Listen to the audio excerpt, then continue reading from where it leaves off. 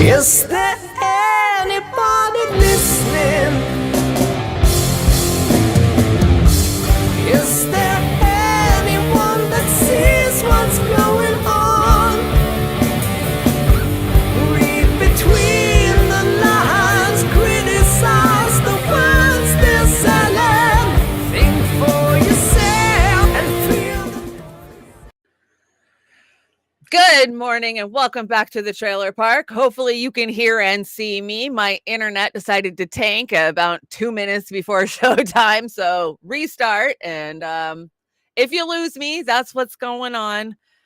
I gotta tell you guys, this week is kicking my ever-living ass. I don't know about you guys, but I'm getting beat down by the man. And I'm just over it. I'm so over it. So I got the quote on my car this week. And we're talking over 2K to fix some of the problems, not even all of the problems. And of course, I got about a quarter of that. Oh my gosh, that's just the start of it. But I do have it scheduled to have the brakes done on Monday, this coming Monday. So hopefully I'll be able to knock out the first half of getting my car back on the road, because I'm dead in the water till I get a vehicle that can get me 200 miles inland, because I live on the coast. And to get anywhere, I've got to be able to get into Seattle. I mean, I can't get to the airport. I can't get to Oz. I can't get to Amber. I can't get to nobody right now. So I got to get that damn car running. And, I looked at price wise, like, is it more cost effective to just like buy a new used vehicle, or, no, it's going to be more cost effective to just save the one I've got that already has a brand new transmission that I put in it a couple of years ago. So that's where we're at. I hope life's treating you guys better than it's treating me, but that's just the way it is. We have got a huge show today. The world is losing its ever living fucking mind. I mean, we knew it was coming, but it's bubbling up to a head, and we got so much to talk about. And of course, we've got Biden and his corruption that's just oozing, and then we've got Trump and the kangaroo courts and the dictatorship. And let's see, of course, we have Robert F. Kennedy Jr. stopping by Jimmy Dore to spew some shit about Israel. We've got so much to talk about, so let's just get started. Fair use. We are on YouTube this morning. Good morning, YouTube. Good morning to all of the chats out there. Do me a favor, hit that like button and share so other people can find the trailer park and come hang out with us. So I am merely commentating on the clips I'm bringing. I'm using them for news reporting or teaching, whatever you want to call it. I am not trying to profit off of them, even though we don't monetize our shows. Beauty and the Boomer and Trailer Park Pundit never monetizes our show. That goes against everything that we stand for. And yeah, it would probably help us out, but the way we produce our shows, we always add music, and of course we bring a lot of clips.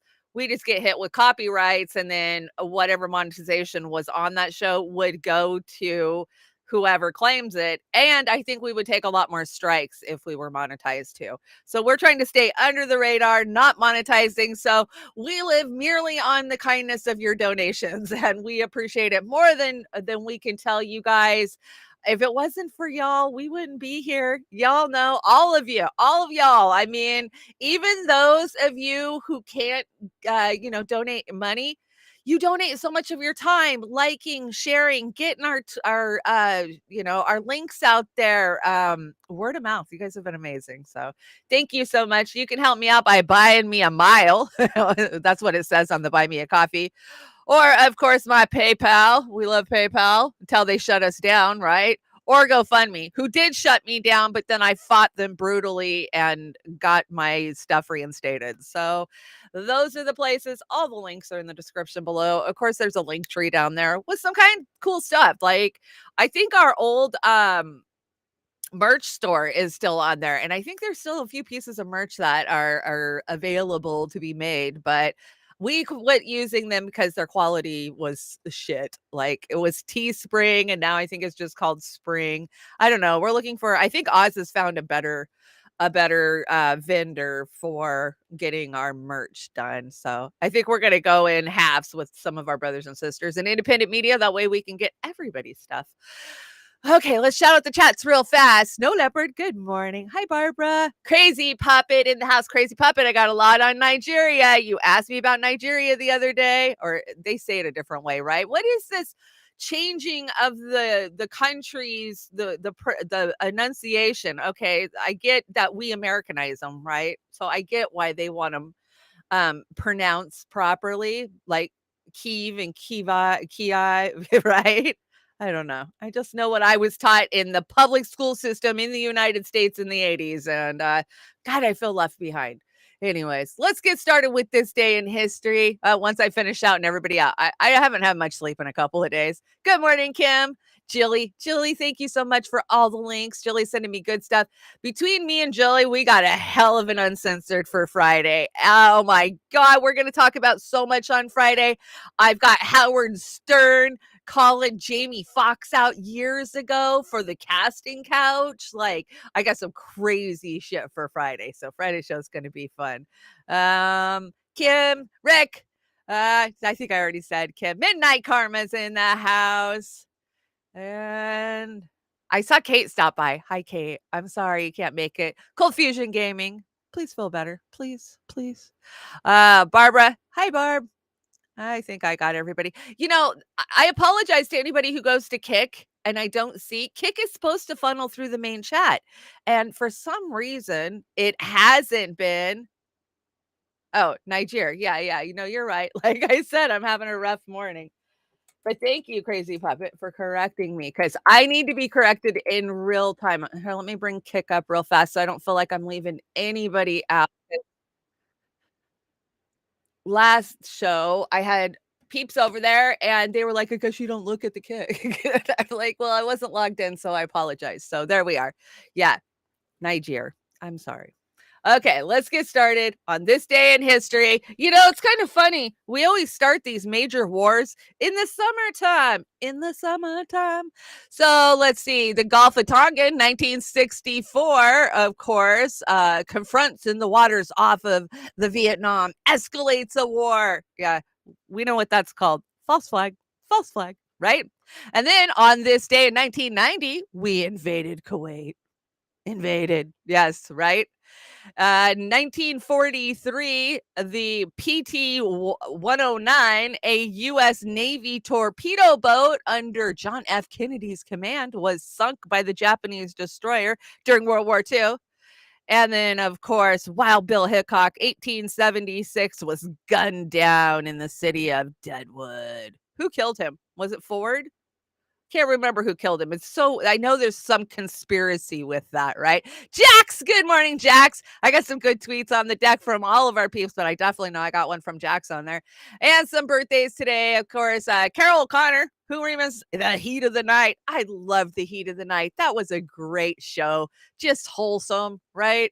I wish we had wholesome TV like that again.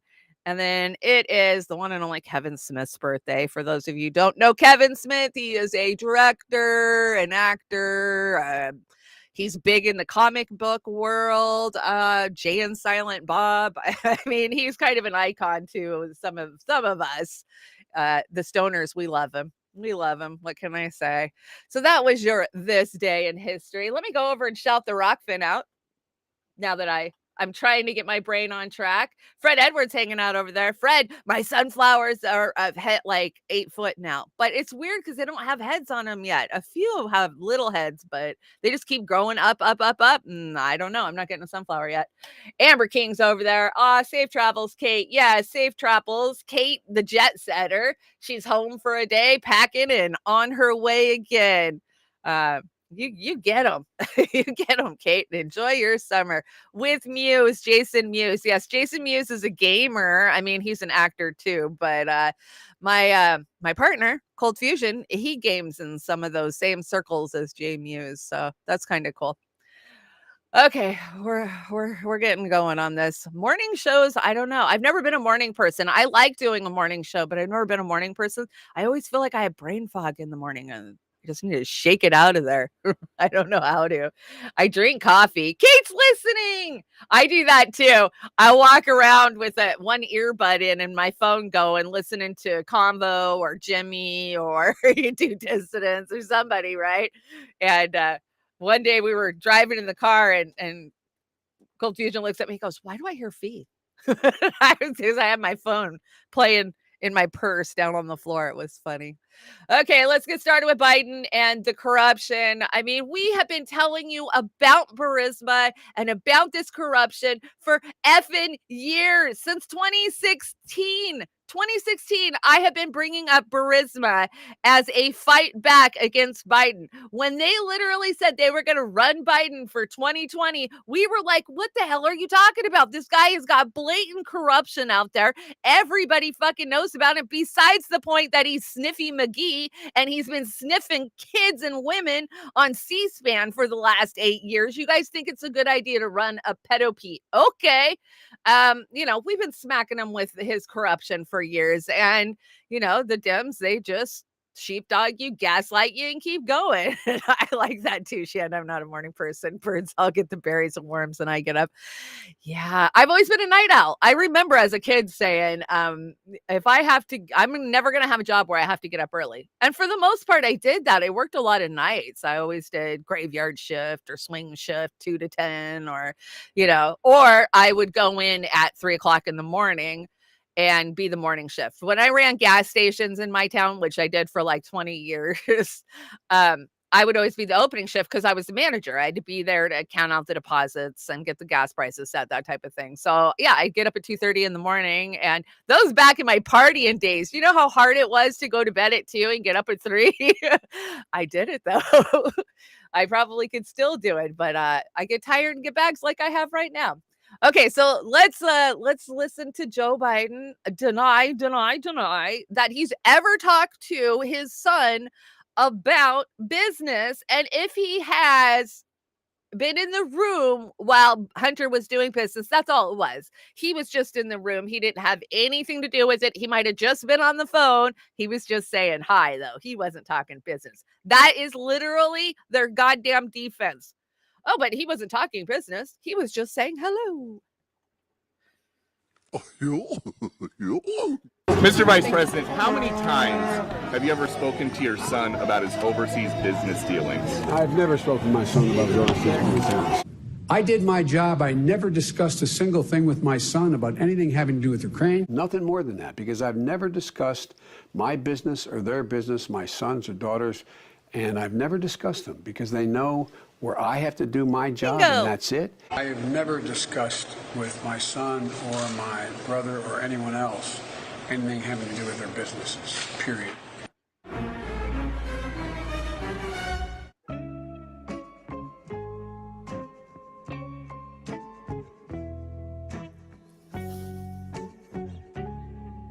Doesn't 22 times. Statement saying that he never talked to any of Hunter Biden business associates. Clearly he talked, whether it's about the weather or whatever, but he said specifically that he's never talked to them.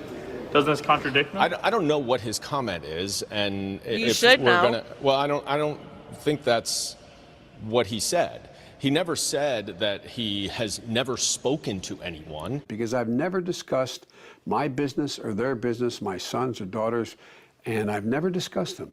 He said that he had nothing to do with Hunter Biden's business dealings. If he says hello to someone that he sees his son with, is he supposed to say, hi, son? Oh, no, I'm not going to say hello to the other people at the table or the other people on the phone. It's kind of a preposterous premise to think that a father should not say hello to people that the son are at dinner with.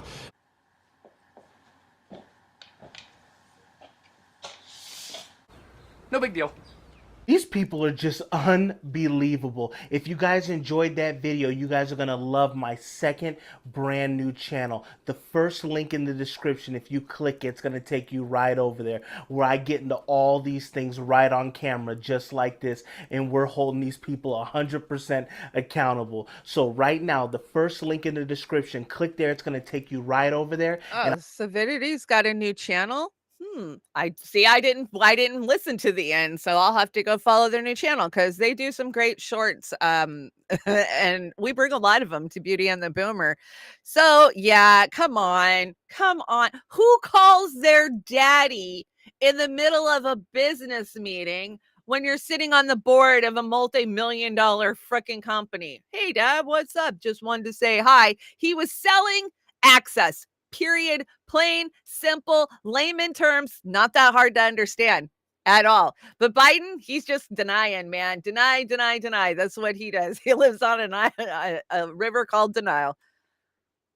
To serve on the board of a Ukrainian energy company facing serious corruption charges, you were the vice president running point on Ukraine. The average Joe hears that and says, that sounds fishy. What's your understanding of what your son was doing for an extraordinary amount of money?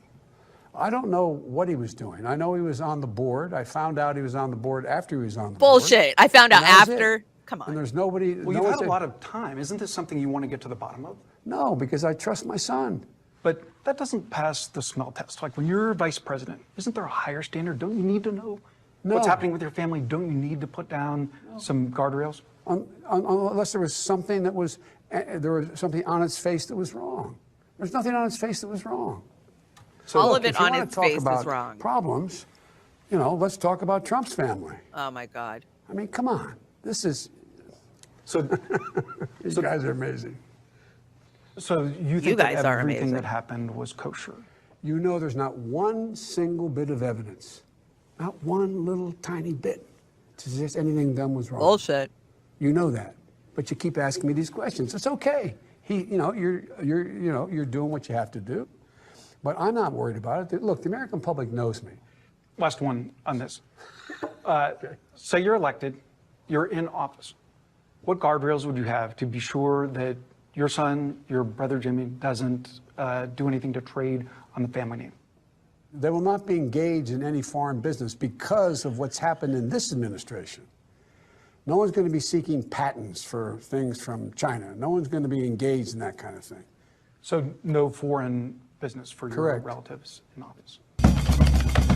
So as long as you don't get a patent, it's not wrong. I mean, the fact that he pulls the Trump card every time and to say there is not one lick of evidence, then why did you instruct your Department of Justice to go pick up Devin Archer before he testified about what you were doing? I mean, the fact that he has totally weaponized the Department of Justice to be his freaking brown shirts, because that's what they are, kicking indoors, charging people with thought crimes and speech crimes. I mean, that's what we're seeing under this administration. And yeah, you can say the last administration was stupid and, you know, but the level of corruption, I think they covered their ass a little better because they knew the Democrats would tear them down. When he says there's not a lick of evidence out there, I beg to differ. There's a lot of evidence out there, and there's been a lot of evidence out there. The phone call where you pretty much say, fire that fucking prosecutor or we're coming after you. I mean, come on. I hope that he gets indicted just as much and impeached just as much as Trump has. And we're going to talk about Trump's indictments. But first of all, let's Bidenomics critics are being proven wrong. Happy days are here again. Oh, happy days. Let me tell you about my happy day. Yesterday, I went to the gas station. I paid $5.35 for a fucking gallon of gas. I got 3 gallons of gas for my $20. Then I went to the grocery store, and I used to be able to actually buy a couple of weeks worth of groceries and stock my fucking house up. No, that ain't happening anymore. I'm buying the cheapest of everything that I can find. I'm shopping sales. I refuse to buy anything name brand anymore, except for mayonnaise. I hate store brand mayonnaise, but you know, bullshit. You can lie and tell us that inflation is coming down all you want, but our pocketbooks are telling us different, 100%. And I love this clown meme. Who made the clown meme? Let me tell you about Bidenomics. Yeah, was it Indy? INN did a really good spoof on that little meme. I think I saw it this morning. Pretty funny. And you know, we get these spoiled little gated community bourgeois kids out there selling Biden. I'm riding with Biden. Why are you? Is this your mommy's country club? What the fuck? Yeah, you just like the woman who told us on Monday that she pretended to be poor for 3 hours or homeless for 3 hours. And it's by choice. It's by choice. It's just gross. It's so out of touch with the actual everyday working class of this country. Let me tell you about this kid. I don't know much about this kid, but I'm going to guess that mommy and daddy have a lot of money. They're Democratic supporters. He wants to be a politician when he grows up. He probably goes to a private school that costs hundreds of thousands of dollars a year. He's definitely already got some kind of a nepotistic entry into some Ivy League college. And yeah, he's going to be an aide for some senator. That's my guess for these kids, right? They just put them on TV or they just put them on TikTok now instead of leaving them in the freaking aides offices. That's what I say. So Biden's corrupt. We know Biden's corrupt. And with the way that they're going after Trump, the left in America is completely delusional about what's truly going on. I mean, billions of dollars are being siphoned out to Ukraine, the same country that Joe Biden had single-handed control over for 8 fucking years under Obama. And you can't tell me Obama didn't know what Biden was doing in Ukraine. You cannot. It's all one big crime syndicate, right? One big crime syndicate. Hey, did you guys see that Obama showed up a couple of days ago with the black eye and a bunch of cuts on his hand? Oh, but he didn't know anything about his chef who took a gainer off of a paddleboard and died, right?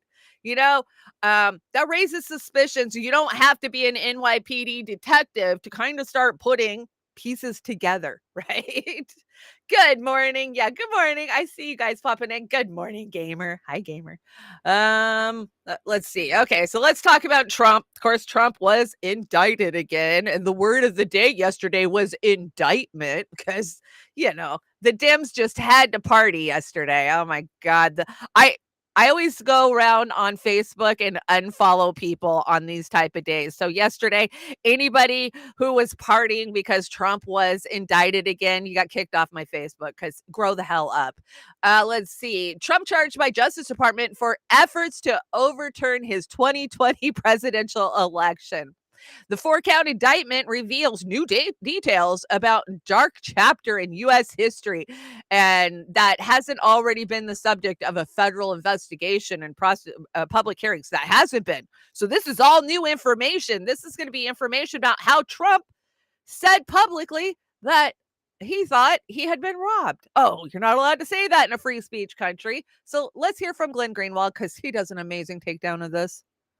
And it is a paragraph that is intended to say we acknowledge Trump had the right to do certain things, and we want to make clear we are not prosecuting Trump for doing the things we acknowledge he had a right to do. Quote, the defendant had a right, like every American, to speak publicly about the election and even to claim falsely that there had been outcome determinative fraud during the election and that he had won. So they're saying he was allowed to say, I'm the real winner of the 2020 election. There was fraud in this election that changed the results, even if what he was saying was false. He has that right. They acknowledge that. A free speech right. Quote, he was also entitled to formally challenge the results of the election through lawful and appropriate means, such as by seeking recounts or audits of the popular vote in states or filing lawsuits challenging ballots and procedures. And of course, that's what Trump did as well. And they're acknowledging he had the right to do that, even if the claims on which those challenges and lawsuits are based were false. They go on, quote, indeed, in many cases, the defendant did pursue these methods of contesting the election results. His efforts to change the outcome in any state through recounts, audits, or legal challenges were uniformly unsuccessful. So the question becomes, if you acknowledge that Trump had the right to do all of those things, how is it that you're able to file 4 federal felony counts against him in connection with his allegation that the election was the byproduct of fraud? This one seems on some level worse because it's not just frivolous. It's designed to essentially criminalize Trump for spreading what they regard as disinformation. And disinformation is becoming their central weapon for controlling political discourse, for controlling the flow of information. And this seems to me to be the first attempt to criminalize it. Yep. To admit on the one hand that Trump had the right to make false claims about the 2020 election if he wanted, but then on the other hand, turn that into 4 felony counts under some of the most serious criminal statutes that we have in the U.S. Code. he's 100% right. This is the first step in criminalizing thought and speech. You know, when you go and you listen to the indictment, the key word is disenfranchised. Trump disenfranchised American voters. So now it is illegal and a crime to be disenfranchised. And as soon as I heard that word, I was like, oh, fuck, I used that word for years. What are they going to go through my Facebook and, oh, we got a disenfranchised here, got to lock her up. That's the way I feel about what's coming. I'm actually scared for those of us that are out there publicly, putting this stuff out there. I'm not saying we need to stop. We have to keep going and we need to go harder. But we see the truth tellers being taken down. And I got a whole section. We're going to talk about truth tellers. We're going to talk about Julian Assange and, there's a lot to talk about when it comes to free speech, because that's what's under attack right now. I love Ryan Knight's tweet here. Trump is corrupt. Mitch is corrupt. The RNC is corrupt. Biden is corrupt. Pelosi is corrupt. DNC is corrupt. They're all corrupt. They all put the endless greed of the 1% over the dignity of the 99. They all put their corporate donors over the people. The entire system is corrupt. Not the left side or the right side. The whole damn thing is rotten. But you know what? I don't feel bad for Trump. And I'm going to tell you why I don't feel bad for Trump. Because he had an opportunity to squash this shit years ago. If he would have done what he said he was going to do and actually drain the swamp, they wouldn't be able to come after him right now. If he would have done something about Comey, if he would have done something about the Clinton crime family and their stranglehold on the State Department, we wouldn't be in this situation right now. Just saying. So Trump, you kind of brought this one on yourself by not going after these people like those who voted for you elected you to do. That is the one thing. As I was out on the ground for the Bernie 2016 campaign, and I traveled from the West Coast to the East Coast, driving, talking to regular, everyday people the whole way across the country. Every truck stop we stopped at, every gas station in every small town in America had people that either loved Bernie or loved Trump. And I wasn't bagging on Trump. I laughed and thought, oh, he doesn't have a fucking snowball's chance in hell because he's a game show host. But I heard the people and what they were saying. And what they were saying is he's going to go in there. He's going to clean house. He's going to fix it for us. He's going to drain the swamp. He didn't do that. And this is what he got for it. The Republicans are doing their damn best to tear Trump down. Of course, we've got all of them in Iowa giving their speeches outright. Those have been some funny shit to watch. But I just brought you this one because I thought it was the funniest. Check this out. This is a Republican CIA asset. Headline, go home, you son of a bee. Never Trump deep state clown Will Hurd boot off stage in Iowa after repulsive hit on President Trump. Let's just play that clip and then we'll have a conversation. And the reason Donald Trump lost the election in 2020 is he failed to grow the GOP brand in areas. Donald Trump is not running for president to make America great again. Donald Trump is not running for president to represent the people that voted for him in 2016 and 2020.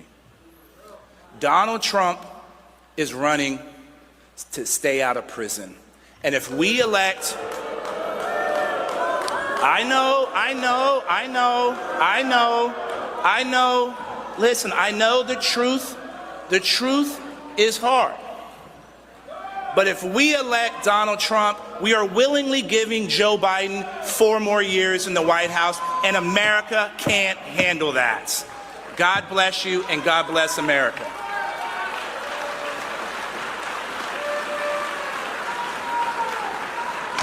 You know, the same question I asked in the intro, where are these people coming from? Who are these people? Well, with this guy, it's very clear. Will Hurd is a former CIA clandestine officer who later served in the U.S. Congress as a Texas representative until 2021. Deep state ally Will Hurd hated President Trump and still hates President Trump. Hurd is running for president for some reason. His job is to bash President Trump. If there is a deep state plant in the GOP primary, it is definitely Will Hurd. And I think that's probably the most accurate description election. I think that's pretty much the same role that Chris Christie is playing as well. I think that's exactly who these people are. They're deep state opposition plants. They're not real Republicans. I wouldn't even call them real presidential candidates. Yeah, they're deep state plants. And, they've told us many times that the CIA was going to start infiltrating our elections. They were very fucking blatant about it. Jimmy Dore has a video from 2017 where he reads the article and warns you that they're going to take over the elections. And that's exactly what they have done. It's funny kind of watching the Republican base just tear them down. The Republican establishment, the neocons, they do not want Trump. They are trying to take their party back, right? And that way they can control it for their corporate interests, just like the Dems do. We felt the same way on the left as Bernie supporters. We were fighting our own party from the inside and fighting the Republicans in 2016. I no longer fight the Republicans just because I feel like the Dems are worse. They blatantly lie to the American people. They act like they represent the poorest and most vulnerable among us, but do they do a damn thing for us? No, they sell us out every damn time. And now they're going to take climate change out of our asses, not out of their asses. So yeah, what Jilly, they're blaming China for hacking into the US military this morning. Fucking great. Freaking great, right? I told you guys it's summer. It's time for wars to really ramp up on this day in history. So yeah, I've been telling you guys, we're going to war. We're going to World War III. I do believe it's going to involve nukes. And, what can you do? What can you really do? You can become an anti-war activist. That's all you really can do. And I'm really excited because I had a Russian documentary reach out to me, a director who's working on an anti-war project. And, we didn't have any mutual friends. It's not like somebody I met through Convo or somebody else. I honestly don't know how this guy got my name. He said he found me in part of an anti-war group, but I checked him out and he is who he says he is. And at first I was a little worried, like, okay, if I give him a video saying how I oppose the war and talking about Russia and talking about America, will I be making Russian propaganda? Will it just go out to the Russian people of this is what America thinks? So I really had to do some deep thinking on it. And I was like, you know what? Fuck it. I'm going to do it because I don't want nuclear war, period. I don't want it for the Russian people. I don't want it for the American people. I don't want it for any people. And you would think we're supposed to be so enlightened, but we can't even have peace talks. They don't even want to talk peace. Why? Raytheon, Boeing, Lockheed Martin, Blackstone, BlackRock. These are the reasons why we can't have peace and be level-headed. So Ryan Knight made the deck again. Okay, let's get into the Jimmy Dore segment. Let's get into it. I just posted a photo of myself over on Twitter. One of the earbuds listening to Shanda. I tagged Amber. Oh, I'll have to check it out, Kate. I will check it out. Yeah, let's talk about Jimmy. Some of you guys were pissed at Jimmy for his interview on Monday. I got up early that day, so I just went and laid down and listened to it. And I kind of dozed through, I don't know, maybe the first half hour of it. But as soon as he started talking Israel, oh my God, I was up texting Oz. What the hell? Just going up. And yeah, Jimmy didn't push back on him hard, but Jimmy explained, and I do this too, if I don't know a topic enough to debate it, of course, I'll talk to somebody, but I still know that I am not on steady ground, that I don't have the ammunition I need. I'm not prepared to have that conversation. A lot of people say Jimmy should have got prepared, but on a topic like that, you need somebody like Max Blumenthal to take it down, to get the facts out there, right? And so, of course, Robert Kennedy Jr. agreed to do a debate or a talk with Max Blumenthal, but I think that he's backpedaling on that. So let's look at the first slide. I think I got like 5 slides for this. I got a lot of your guys' tweets out there. So Jimmy Dore calling out Robert Kennedy Jr. on his refusal to stand up to Israel. Why is it that you can stand up to the military industrial complex, you can stand up to Big Pharma, you can stand up to your own party, but you can't stand up to Israel? He doesn't stand up to his own party. Whatever. General Strike says, I think Jimmy's too soft on RFK when it comes to Israel. He said he wished he knew more, and I get that. But at the same time, isn't it his job to put in the research or talk to somebody beforehand who could bring him up to speed and prepare in preparation for this interview? Yeah, I agree. Jack says, you can't be prepared to debate a liar, though. Great point. You really can't. And when you listen to RFK Jr.'s stance on Israel, I swear to God, it's AIPAC just behind him talking. Like, he is just regurgitating all of the talking points that he's ever been fed about Israel. And every time somebody drops some actual facts on him, like we saw with what is it, the Ganget girl, when she cornered him in that meeting, he just doesn't know. He doesn't have a clue of what the hell he's talking about. And we saw that again with Jimmy this week, right? That's what I saw. He doesn't know what the hell he's talking about. He's just reiterating crap that's been fed to him. Okay, so Max Blumenthal says, tonight at Jimmy Dore asked Robert F. Kennedy Jr. if he would publicly engage with me on Israel-Palestine. RFK Jr. agreed. I look forward to a live civil discussion at the Gray Zone News, filled with facts and fact checks if necessary. And Bobby will, of course, get equal time. And Indie Left Media says, I don't trust Bobby. Love Max. Time to drop the burn from the conversation. Drop this burn from the conversation. Bye, Bobby. Booby. They call it Booby. Bye, Booby. Not gonna watch. Don't give a fuck about the Democrats running to be a Democrat. Independence proud. Fuck off Democrats and their fake, non-existent primary nonsense. Waste of time. Yes, Zionist propaganda, the Jimmy Dore Show. Some of these memes were a little off the hook, but I'll bring them either way. Okay, let's hear what Jimmy has to say about this. That's the first hurdle, and I don't see anyone else clearing it. Look at you, Paul. But I will say, his view on Israel and the Palestine, I would say, I find it odious. It's just so, we've covered those stories. You're really going to try to tell me that they don't bomb God? They bomb. You can't bomb an open air prison. And that's what that is. But, like what we've said before in interviews is you ask the question and then the person reveals themselves for who they are. It's so obvious that he's wrong on this issue. It's just, oh my God. It's a heartbreaker. SS says, I think a lot of these single issue Palestine zealots are bad faith. I don't know. It's like, I don't know what it is. Like, I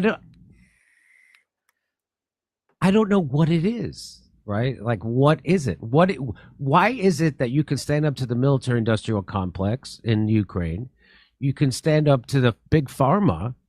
You can stand up to the Silicon Valley, and you can stand up to your own party, but you can't stand up to Israel? I don't understand. Money, money, money, money. What that is about. Really, it's a head-scratcher for me. Isn't it for everybody? No. It's called money. Yeah, it's a real head scratcher. And I think that's what a lot of people are dealing with right now. They're trying to figure it out. I know. It's a heartbreaker. I know. McNook says Cornel West, I bet, would be able to take him to school on this issue. Cornel West. But would he? Come on. Issue. Yeah. I'd like to see that. That would be fun. Anyway. I don't see Cornell doing that, right? Cornell couldn't even hold Anderson Cooper's feet to the fucking fire. So I don't see him tearing down and taking RFK Jr. down. But, Jimmy says, I'm just perplexed. I don't know why. I don't understand. It's a real head scratcher. It's called money. It's called donors.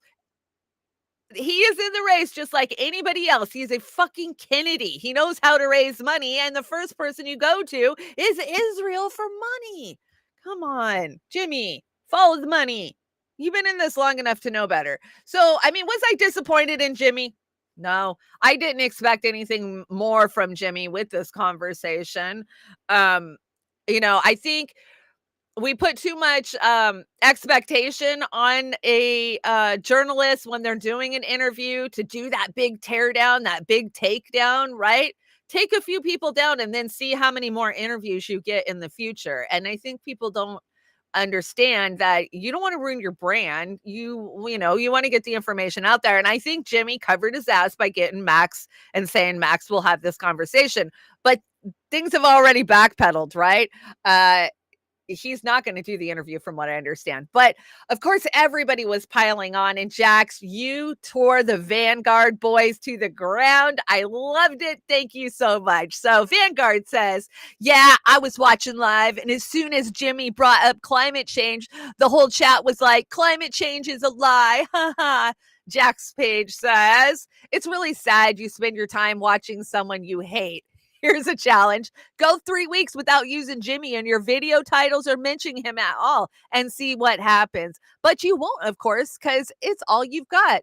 And that and simping for Marianne Williamson and Kyle and Crystal Kalinsky.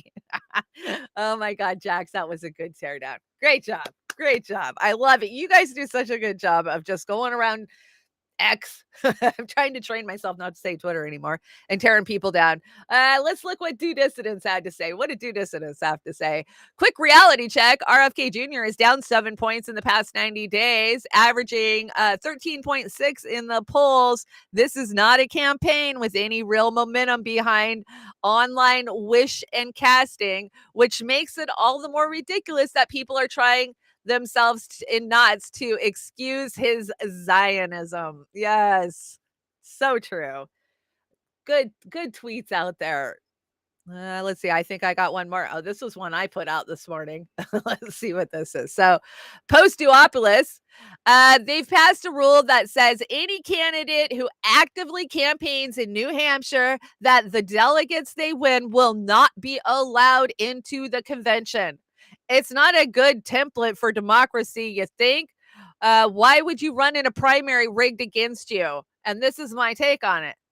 That right here is why I'm not on board. I will not be gaslit by the Democratic Party ever again. So you see, it's not just his bad stance on Israel. It's the rigged primary that's a no for me, dog. And no for me, dog. I can't do it. It's not just Israel. I see a lot of problems with Booby. For one, let's talk about his donors. Where's a lot of this money coming from for his campaign? He's raising a lot of money fast, and we know a lot of it's probably AIPAC money by the stance that he's taken. And Dennis Kucinich, you'll break our hearts, man. You'll break our hearts. That's all I got to say. That's all I got to say about it. Okay, so this is your Savvy Says for the day, and here is Max Blumenthal talking about it. I know Savvy did a great teardown last night, but I want to say this was from the night before. So go watch Savvy, man. She did a good job of it, but she got a lot of hate. There was a lot of hate for her take on this. Number one, to say he's a peace candidate. And by the way, he did. We're going to go ahead and debunk that now. Because Stuck in the Mid said RFK Jr. never ran as a peace candidate. Whoever told you that lied to you. And so here's Misty with the receipts. I told you, people always screenshot shit. Especially Misty. Misty said, yes, he did. And here it is. I'll be speaking in NYC Tuesday at World Values Network, open to the public. Come watch me and Rabbi Shmuley dismantle establishment's craven attempt to use spurious anti-Semitism charges to derail the strongest peace and freedom candidate in 2 decades. I mean, it's just, at this point, I really do think he needs to have this conversation with Max Blumenthal. So it's my understanding that he has already put it out there that he decided that it wasn't a good idea to have this conversation. And why? Because he knows he doesn't know enough about what the fuck he's talking about to hold his ground with Max, right? Did you guys see Max's stand-up? Max has been opening for Jimmy when they're out on the road. Max is a funny guy. Oh my gosh, he had me belly laughing, and he doesn't hold back, man. He's out there dropping the anti-Zionist jokes, and that used to be a bad thing to do. So I'm keeping an eye on Max. He's doing good things. Yeah, what a shit show that was. But that's just a preoccupation. They just preoccupy us with that crap. I feel like it's all just here. Look over here. What all of this shit is going on. The house is burning down, but you don't notice because you're busy barbecuing in the backyard. And in the meantime, they're getting rid of cash, and we keep telling you use cash. Even if your money is in the bank, go pull the cash out and then go to the store, because what's happening is because we're not using cash anywhere anymore. They're doing away with it. And what is that? Who does that hurt? That hurts the poorest among us, because they can't afford bank accounts. They can't afford, to have direct deposits. No, they get what little cash they have and they spend it. That's the way our society works. So here's an example. I got this from Ralph Nader, actually. This was yesterday. Check this out. I want to say this is in the UK, maybe Australia. I'm not sure. Tracked and apt to buy anything. I'm going to buy some strawberries, and I'm offering exactly the right amount of money here on the help desk. So you people take that money, £1.90, and I will take my strawberries outside. You can't if take you want to call the police, you can't take call that. the police. Police is on their way. You can't take that. Police is on their way. You can't take that. You can't take that. I paid by legal tender. No. Don't break the door. Do not break the door. No, don't touch. I paid by legal tender, and I am going out with my strawberries. And I'm going to eat them. I'm going to eat my strawberries. I paid by legal tender in this dystopian place. Okay. Brilliant. Absolutely brilliant. Because you should be able to, spend your eye. One here, cool. You should be able to spend wherever you want. This is an absolute joke. You want one, mate? Thank you. CBDCs coming to a store near you. And, we're seeing all over the world now, not just in China, how they're controlling these CBDCs, and they can take your money. I just saw sex workers are having their money taken from them in the UK. Oh, nope, you can't get money through this account. You are a sex worker, so we're turning your money off, just like they did to the truckers in Canada. Oh, I just got an update from Kate about Canada. So it turns out minutes ago was announced that Trudeau is separating from his wife just in time for the Vancouver Pride weekend. Oh, I'm so sorry. Relationships, they fall apart. And, when you're a little dictator like him, it must be a lot of stress on his wife.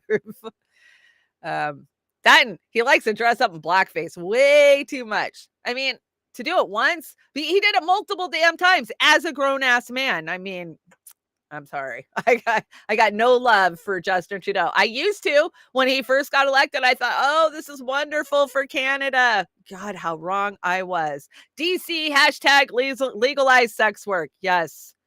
Oldest profession in the world, and we still don't have it legalized. Okay. I want to talk about Chanda-Masta and what she is doing right now in Seattle with the city council. She is trying to pass a rent cap. And Cornell put out a statement, and there's some major smears going on. Jack says cash is still very much king in Mexico. I had that conversation this morning. It's time to go to Mexico. Sell the house. Let's go. I need to get out of this country. So definitely talking about it. And I would go to Mexico. I mean, I speak poquito Espanol, so I probably would be okay.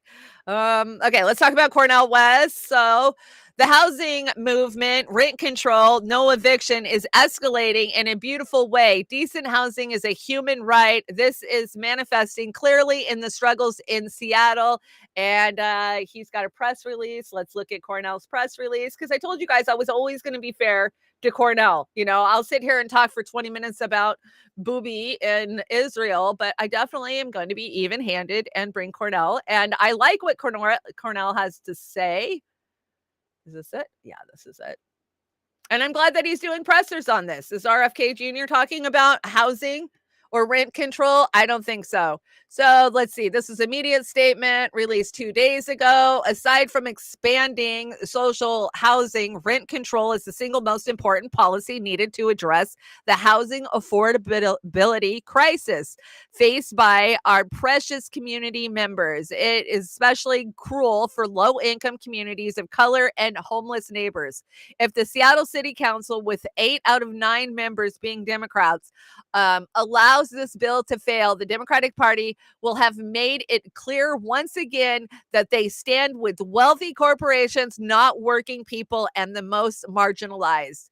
LA, Cornel West, independent candidate for president of the United States for the Green Party, released the following statement in support of strong rent control legislation being put forward in Seattle by Socialist Alternative member and City Council member Chanda-Masta, urged all City Council members to vote yes during the August 1st final vote on the legislation. I stand with the fight for rent control currently underway in Seattle, Washington, which is of great significance, not just for the working people and families of color in the city, but for millions of Americans struggling for their very survival and basic dignity as the billionaires make an ever greater profit out of our expense. City Council members, I urge you to vote yes on Council Member Sawant's strong rent control legislation. Supporting the legislation is a moral imperative. Aside from expanding social housing, rent control is the single most important policy needed to address the housing crisis faced by our precious members of community. I already said all that. So you guys get it, skyrocketing. But here's the thing. Seattle doesn't want this. Seattle City Council members, he said 8 out of 9 of them are Democrats, right? And so what are they doing? They're smearing Sawant like they always do. They always are smearing Sawant. So let's check it out. This was yesterday. So the Seattle Times continues defending corporate landlords. What they won't tell you is Seattle's rent has skyrocketed despite record construction, like food and other prices and greedflation. 2, the so-called Stanford study has been roundly discredited. Okay, so I'm trying to figure out. Okay, I've got the article. Let's go see what the Seattle Times had to say about Sawant yesterday. Is this it? No.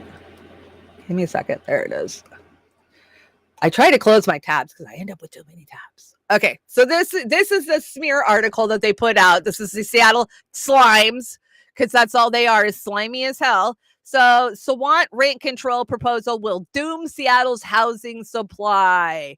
So I don't need to know what the space is. After years of fighting multifamily development and banning micro housing, and finding new construction and adding regulatory hurdles to existing homes, City Council member Chanda-Masta has exacerbated a housing shortage in Seattle. It would be hard to tailor make a set of policies better suited to decrease the housing stock. It's all about stock, right? Let's see. Renters are rightfully mad at this result. Rent has increased dramatically since Sawant's tender began. Okay, so it's her fault that rent has gone up. Just because she sat on the city council is the whole reason rent has gone up in Seattle. Most of the new housing that has been created is luxury. Yeah, gentrification, we know. The only type that pencils out her solution. Further barriers to the housing supply. Sawant is the sole sponsor of a policy initiative to cap rent at current rates for all time, which is not legal in Washington state at this time. Under her proposal, rent would be allowed to move with inflation, but could not increase to cover expenses, improvements, or emergencies. Well, I am here to tell you that rent goes up for any reason your landlord wants. He bought another property and he needs you to cover that payment, your rent's going up. Rent control has been discredited by economists again and again. Let's see. Leading Assar Linebacker, former chair of the Nobel Prize in Economic Committee, to assert In many cases, rent control appears to be the most efficient technique presently known to destroy a city, except for bombing. I mean, how, oh my God, over the top is this? Is there, it is the one and only thing some economists agree on. Since the law of supply and demand shows the price ceilings result in shortages, not what most growing cities want. I mean, I'm just not even going to bother with the rest of this crap, but yeah, they do hit pieces on Shama constantly. And I agree that we need rent control. I do. I think we need it across the board, not just in Seattle. But, you know, just like the fight for 15, Seattle gets it first and it slowly starts to roll out around the rest of the state. I mean, and we always hope that it rolls out to the rest of the country, and sometimes it does. But until we get some rent control, our homeless population is going to continue to skyrocket like we have seen, you know? Nobody has a place to go. And I brought you a report last week where Governor Jay Inslee, after having pressure on him, is just pushing. Like I always say, push the ants into the neighbor's yard. That's what they're doing with the homeless encampments. They just attack them, they sweep them, they tear them down. They might offer some services like, here's a pamphlet to go to the Union Mission gospel, you know, the downtown mission in Seattle, or, you know, here's a social worker who might, you know, talk to you about this. But are we making housing first a priority? No, not at all. And maybe with some rent cap, we could do that. Okay, I don't know what you guys are talking about. I just see nipples and nickels. Okay, AOC on Cornel West's presidential run. Did you hear this quote she put out there this week? So when asked, she says, I think he has a very long record of service and academic thought leadership, says Rep AOC, told The Hill last week. I just think right now, given the Electoral College, it is very difficult to square that the very real threat of the Republican presidency. With that, the risk of giving up the very small margin of electoral votes needed to ensure that President Biden wins. So if you vote for Cornel West, it's going to be your fault if Biden loses. That's what I get from it, right? She's so scared of it. Ugh, it just makes me nauseous. The whole thing makes me sick. 10-year waiting list for a slip for your boat in Seattle. That's crazy. 10-year waiting list. I believe it. I mean, these waiting lists for Section 8, you know, they're like, oh, if you're poor, go get on Section 8 or go get, you know, state housing or whatever. We used to have housing like that, but they tore it all down in the early 2000s and now it's gone. I mean, we had complete communities that were subsidized. It was based on your income. It was based on your amount of money. And they were old military houses. They remodeled them. They kept them up. But then one day they just tore them all down and they built one big apartment complex and said, well, that's where everybody who used to live in there is going to live now. But we don't even have that anymore. We absolutely don't have any place for subsidized living. And go ahead and see about Section 8, because you're looking at, in some places, 5 to 10 years on the waiting list. You know, I raised 3 kids on minimum wage, working freaking 2 jobs, and I sat on those lists for years and never actually got Section 8. Never once. Never once.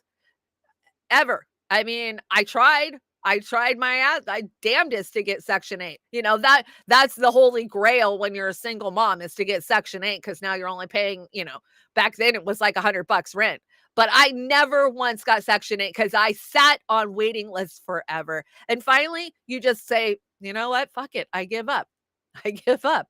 And I did. I just gave up after 5 or 6 years of trying to get Section 8 and realized you aren't getting help. You have to do this on your own. And I raised 3 kids in a 2-bedroom house. I mean, my poor 3 kids had to share 1 bedroom for the longest time. Of course, when they got older and became teenagers, I went and rented something bigger. But when they were little, they all shared a bedroom because that's all I could rent. Okay, so did you guys see this nasty shit? Did I bring the video? I don't remember. So Prime Minister Anthony Albanese is reiterating his call for the case against Julian Assange to be dropped. And we saw from Anthony Blinken yesterday, who's over in Australia. Did I bring it? I might have brought it. I've got something here, but anyways, today at 5:00 in the Australian Parliament, they're going to force a vote on this, I believe, is what's happening. You can go over to Gabriel Shipton, which is Julian Assange's brother, his Twitter, and get updates. Or, of course, Misty. Misty's always great about getting these updates out there, too. So I brought Max Blumenthal on the Hill. I know, I'm sorry. I never bring Rising, but it's not my fault that Max goes and does Rising, right? So let's Oz. I don't ever bring the Hill. I apologize. So let's hear from Max. Assange was charged with very serious criminal conduct in the United States in connection with his alleged role in one of the largest compromises of classified information in the history of our country. The actions that he is alleged to have committed risked very serious harm to our national security, to the benefit of our adversaries, and put named human sources at grave risk of physical harm, grave risk of detention. So I say that only because just as we understand sensitivities here, it's important that our friends understand sensitivities in the United States. Here to dive deeper into this is Editor-in-Chief for the Gray Zone, Max Blumenthal. Welcome back, Max. Good to see you. So Julian Assange is an Australian citizen. The interests there are clear, and apparently the Australian government sees this as a litmus test in some ways for Australia's influence and pull as it negotiates with America here. One of the things that it's raised is the seeming disconnect between Obama commuting Chelsea Manning's sentence, but still pursuing Julian Assange when Chelsea Manning was the one that ultimately offered the information to the media and the public. What do you make of this? Well, on a geopolitical level, this really highlights Australia's role as an imperial subcontractor. As a journalist, it shows the hypocrisy of Secretary of State Antony Blinken's initiative to promote global press freedom, and it emphasizes the absurdity of the prosecution of Julian Assange under a World War I era law, the Espionage Act, over publishing classified documents the same way Bob Woodward did in his book on Obama. And so we have to parse all these issues out. But Antony Blinken, for him to say that Julian Assange severely damaged national security, contradicts what even the Pentagon said, that no WikiLeaks cable harmed or led to the death of a single U.S. service member. There's simply no evidence there, and classified documents are published all the time. Okay. I didn't put a cut on that, but it was like 12 minutes. You can go watch the whole thing. Max killing it lately. He's doing a great job out there. What do they want out of 2024? This is the question I have to ask. They really want Trump and Assange being tried in DC at the same time as the election. I can't wrap my mind around this. Do they not see how bad this will be for them? I don't get it. I can't even wrap my mind around what the hell they're thinking. We've gave them outs. Australia gave them an out. Just say, okay, enough is enough. We're just going to let it go and send him back to us. But no, they have to double, triple down on this fucking bullshit narrative that he put people in danger. We know better. We have been telling you guys for years that he put nobody in danger. So that's complete bullshit. And free Assange, man. So gross. So not just Assange that needs free. Let's talk about Gonzalo Lira. Of course, this is a YouTuber, blogger, whatever you want to call them, who put out videos, much like we do every day, talking about the U.S. imperialism and what is going on in Ukraine. And of course, he was arrested in May for those YouTube videos. He was held kind of without bail or without due process for a while. Of course, he was put in some crazy Ukrainian prisons. And anyways, a video went up about 35 hours ago that he was at the border. He was going to try to cross in and seek asylum. I did bring you guys a little bit of a video. Yeah, he's going to Hungary. He was going to Hungary to seek asylum. We haven't heard. I haven't seen an update. I checked this morning. Is there any updates that you guys know about? Because I keep checking to see if he posts, but we did see that I saw an article that said he was in custody. Oh, I guess I didn't bring it. I did hear that he is in custody in Hungary now. So his trial was set for tomorrow in the Ukraine. And if he had shown up for that trial in the Ukraine, and this is a free speech charge, they're charging him because of his opinion of what is going on in Ukraine. Oh, they were saying he was a propagandist and, an insider. And if you go listen, there's 3 videos. He did 3 YouTube videos on his channel explaining his charges, what they did to him, what happened to him while I was in prison, and how he's going to end up in another prison if he showed up for trial tomorrow.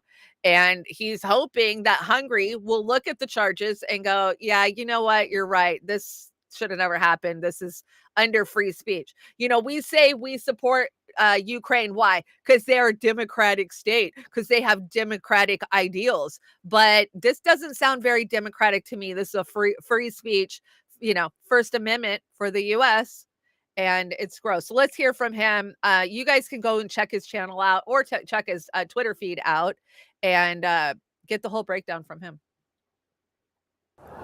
Hey, how's it going? It's been a while. I hope you've had a good time.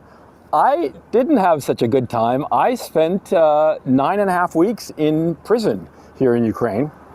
I've been out on bail since July 6th. Today is July 31st. And to prove the time, I just checked on my subscription. Defense Politics Asia, which is a pretty good channel, just put out a video called Niger on the Brink of Regional War. That should prove the time that I'm recording this video. Now, at the same time that I'm posting this video, I'm posting a long thread on my Twitter account. My Twitter account is Gonzalo Lira 1968. Gonzalo Lira 1968, one word altogether. And in that, I discuss what has happened to me over the past 3 months in some detail. I also include the indictment against me that I'm going to be tried on. I'm going to be tried on Wednesday, August 2nd, the day after tomorrow, as a matter of fact. I posted both the original Ukraine language version and the translation. The translation was by the court-appointed translator, so I have no idea if it's accurate or not. Those of you who speak Ukraine will be able to give a better sense as to whether that translation is accurate, but that's besides the point. I put up the entire indictment in both the original and the translation so that you can see exactly what I was charged with and imprisoned for. So you can go over, there's 3 different, he broke it down into 3 videos, and which is crazy because I followed him on Twitter and I didn't follow him on YouTube, but it showed up in my YouTube feed. That's how I saw this. I mean, he wasn't even at the border yet when I, was watching it. And so, yeah, the updates, Jeff B over on Rokfin says, Mark Sloboda wrote on his Twitter and Telegram channel that Gonzalo Lira has been stopped by the border or at the border by the Ukrainians and has disappeared. Oh, God, by the Ukrainians. They're evil.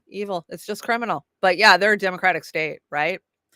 So go check it out. I'm just keeping an eye on that story. We've been keeping an eye on that story for a long time now. So thanks to Glory Jones. Glory Jones is the one that put that one in my ear a long time ago. So did you guys see this tribute to Daniel Ellsberg that Caitlin Johnstone put out? Oh, it's beautiful. And to all whistleblowers.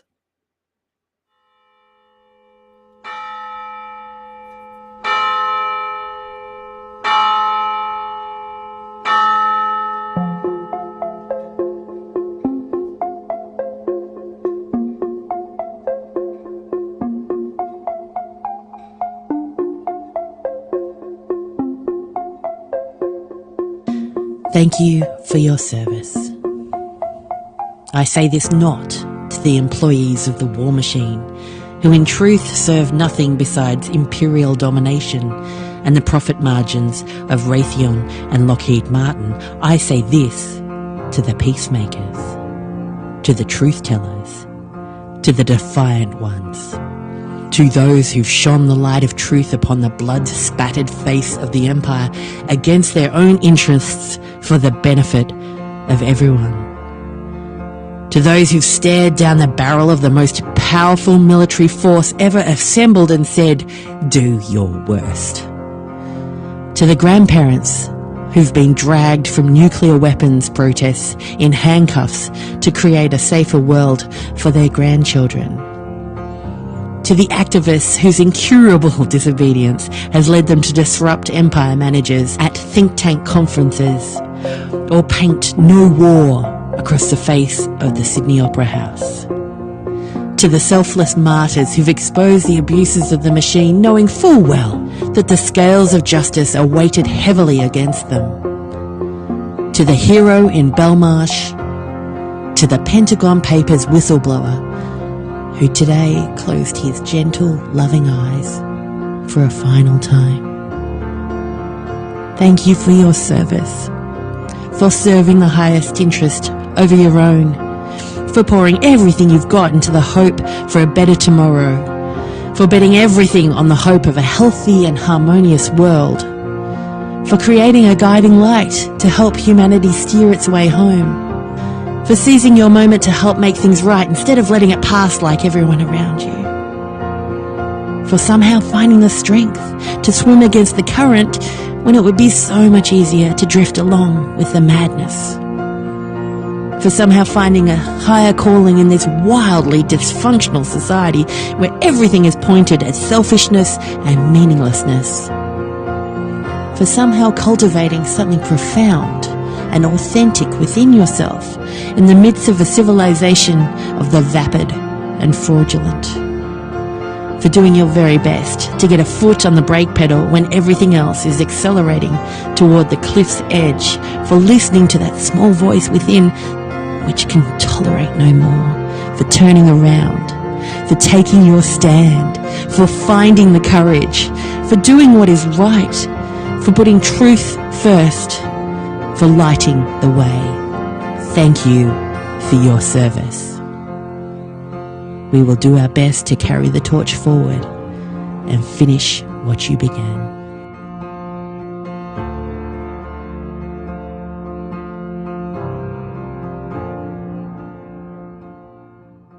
And thank you for your service, Katie Johnstone. You have been a consistent, constant voice of reason for many years now, and so many of us appreciate it. And that's very moving. I mean, it makes me sad, right? So many people are out there on the front lines, putting themselves in danger and knowing that it'll come back to them. I have to think constantly, is what I'm saying and what I'm doing, when we become a total authoritarian state in a year or two, is it going to get me thrown in a camp? Probably. But I've accepted that. Okay. Let's talk about the Niger coup. This is big deal. This is a big fucking deal. This is China saying this is Africa saying we've had enough, right? We're not going to play this game with America and the West any longer. They're not going to pillage us and destroy us and get rich off of us while our people suffer. So I've got a couple of different clips. First, I want to hear from Nico House, because Nico did a great job of getting, a nice bite-sized video out there for everybody. So in case you missed the news, Niger has had a military coup, and I'm letting you know right now, before all the Western media tells you they want democracy back in Niger, let me tell you the real reason for this coup and why not all coups are created equally. This is Mohamed Bazoum, the former, or current, depending on how you look at it, president of Niger. As you can see, he's a little bit cozy with Emmanuel Macron. This is important, and we're going to talk about it in a second. You see, Macron is actually the president of France, and 70% of France's electricity comes from nuclear power. Niger is the 4th largest producer of uranium in the world, And guess who predominantly mines their uranium? A French company called Areva. Guess whose company provides most of the nuclear power to France? Areva. Now, despite Niger basically being a French colony, their president basically being a puppet of Macron in France, only 1 in 7 people who live in Niger have power, despite the majority of their number one resource, which provides power, going to France basically for free. So because of the president's loyalty to Macron and unwillingness to fight for Nigerians, people in Niger literally can't keep their lights on if they've ever had lights at all.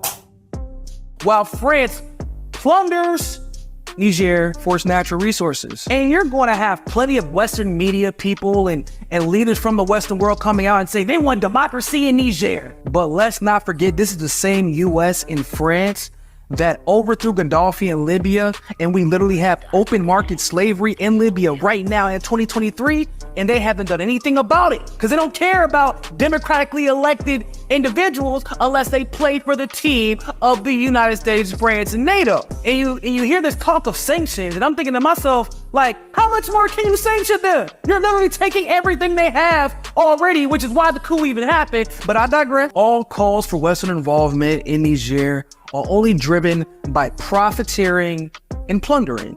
They don't give a damn about democracy. And if they did, they wouldn't be in the situation in Niger to begin with. But that's not all that's going on. I mean, yeah, it's about profiting and plundering. But yesterday, he put out a statement. African countries have suffered for decades from a barbaric and brutal form of colonialism and imperialism, which could be called a modern form of slavery, he stressed. However, a slave who does not fight for his freedom is not worthy of any indolence. The head of the African state should have behaved like a puppet in the hand of the imperialists. We must ensure that our country is self-sufficient, including regards to food supplies, and can meet all of our needs for our people. Glory and respect to our people, victory to our people, homeland or death. Let's see. He sums up the quote literally. Okay, so he quotes Chavez. So basically, he's saying, step 1 foot into Niger, and we're going to declare all-out war. So, yeah, Nico brought it up that they banned the export of uranium to France. But let's talk about all that uranium that has been being mined and what it's done to the Niger people. So France uranium mine leaves 20 million tons of radioactive waste in Niger. Can you believe that? 20 million tons. But we don't give a shit about radioactive waste. We don't give a shit about it here in our own country. So let's see. Niger's northern town of, you guys know I'm terrible with names, Arlit has been left wallowing in 20 million tons of radioactive waste after the uranium mine ran by a French company closed down. People living in the area are exposed to levels of radiation above limits recommended for health. And I have this article. There wasn't much to this article, if I remember right. Oh, now you're not even going to let me look at it. Okay, what if I update it? There we go. Basically, it says Niger is the world's 5th largest producer of uranium. 25% of the uranium supply was going to the European Union, which produced electricity for millions of households. They've changed their name. They're no longer Avera. They're now called Orano. Yeah, that's what they always do, right? They always change their name when they're caught doing bad shit. Big Pharma's classic for this. So they've been mining the reserve since the 1970s. 47 years later, the mine near the town is closed down, but that doesn't stop the particles and the radiation. So the closure left populations living with 20 million tons of radioactive mud on its mine site, according to the French-based Independent Research Information Commission of Radioactivity, CRIBRAD. They're called crib rad. In findings following the investigation in 2009, so this was in 2009, radioactivity was 450,000 parts per kilo. I mean, I don't know what that means, but I know it's not good for the people. Years of radiation. The waste will be radioactive for hundreds of years. Should have sealed it off and secured the site, but they've done nothing. They've done nothing to clean it up. They haven't sealed the mine. They haven't cleaned any of the mud up. They say that the radioactive mud is 2 meters deep of clay and rock that contains the radiation. So, I mean, I get why they kicked them out. I would kick their asses out too. I'm glad to see Africa finally standing up to the bully that is the West. And of course, I support it. So let's see if I can get my slide deck back in here. Very sad, but I'm glad to hear they're pushing back, like so many are. So it's not just Niger that's going to be pushing back. Let's look at this.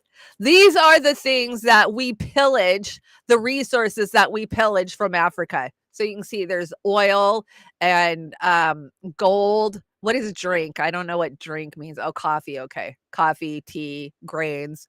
You've got meat, you got diamonds.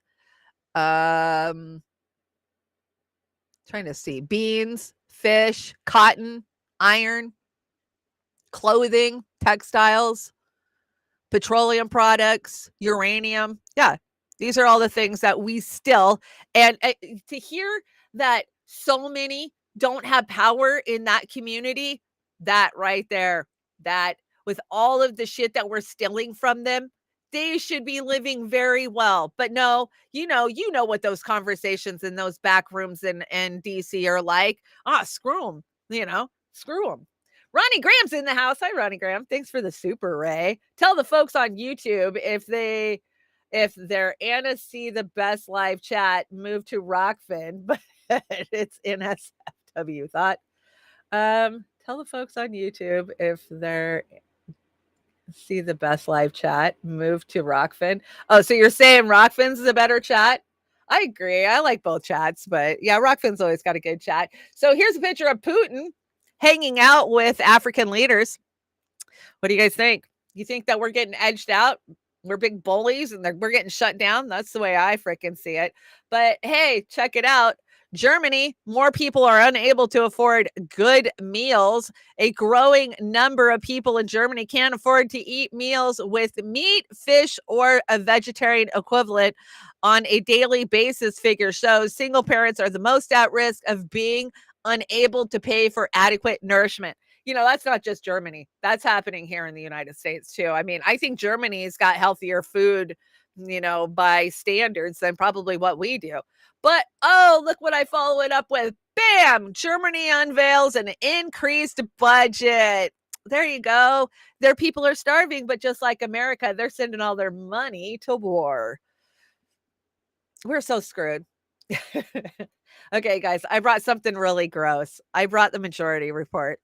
Sam Cedar is just beating the drum war. That's what these Democrats, these shit libs want. Is so gross. Here, let's watch it and then we'll bitch about it. Okay, so you're still not admitting you're willing to risk nuclear war with this country. Just own it. Am I willing to risk nuclear war? I think there's actually a greater risk of nuclear war the opposite way. What are you talking about? By not fighting Russia? How? Because if having nukes becomes a license to invade countries without any even arming of the countries that you're invading, this country will start invading countries. Pakistan will start invading countries. Israel may start invading countries. Oh, what did you say? There's no reason to believe would have stopped invading countries. And because we had a defensive agreement with Ukraine based on denuclearization.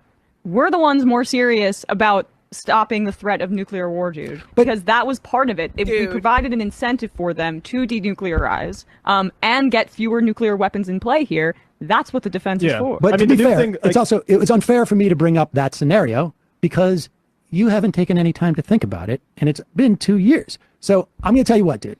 It's been 25 minutes. We had this conversation. I'm going to let you go. I'm going to let you think about it. call back. Oh my God. I would call back. I would call back. Did he just say that if we don't go to war with Russia, that Israel might invade other countries? Is that what he just fucking said? And then, of course, Emma had to get right in there and back him up. Yeah, but we told Ukraine that we would protect them. It's so gross.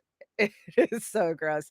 The shitlibs want war, and they're not going to stop till they get it. And we just got to be prepared to live through it. The name of the game is going to be live through the next 10 years.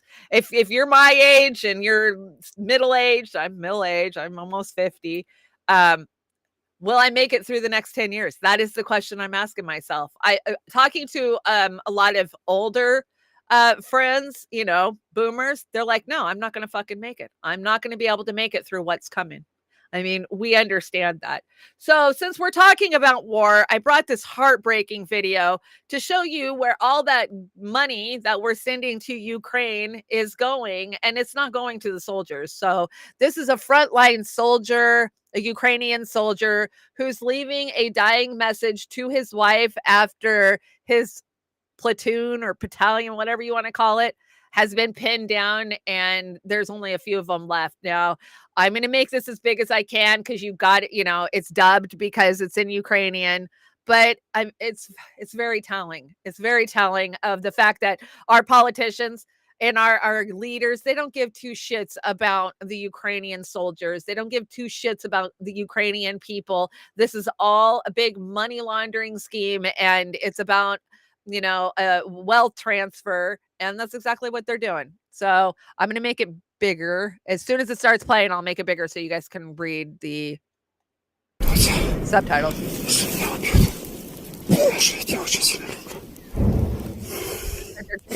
I love you very much.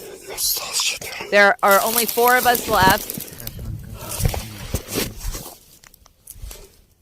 Sonia, say hello.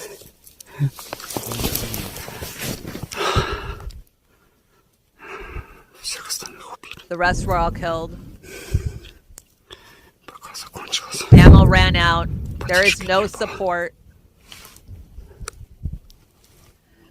We had to act on our own. There was 5 of us when we retreated. 1 got killed. Now there's 4 left.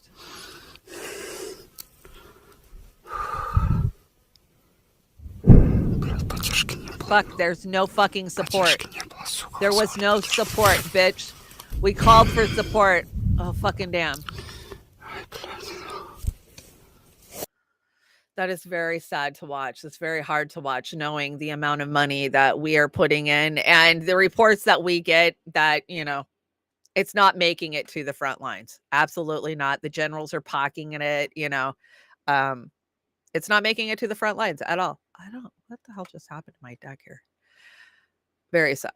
Hold on. I'm trying to fix my stuff. Okay, guys. Give you a deal. $50 today only. What are you guys selling in the chat? I don't even want to know. Okay, so U.S. prisons. People are dying. Texas prisons say heat wave turns cells into ovens. So state prisoners at a crisis point with temperatures regularly above 115 degrees, threatening physical and mental health of the inmates. So in Texas, animal shelters are obligated by law to ensure that their ambient temperature does not rise above 85 Fahrenheit, 29 Celsius for more than 2 hours, a measure designed to protect dogs and cats from extreme heat and provide them their health and well-being. If only humans were so lucky. And also in Texas, 2 trains derailed today in Texas. This was Monday. So Bryan, Texas, the Union Pacific is beginning to clean up Monday afternoon of a derailment of 5 train cars in Bryan near Midtown Park. And let's see, Lubbock, Texas. I knew somebody from Lubbock.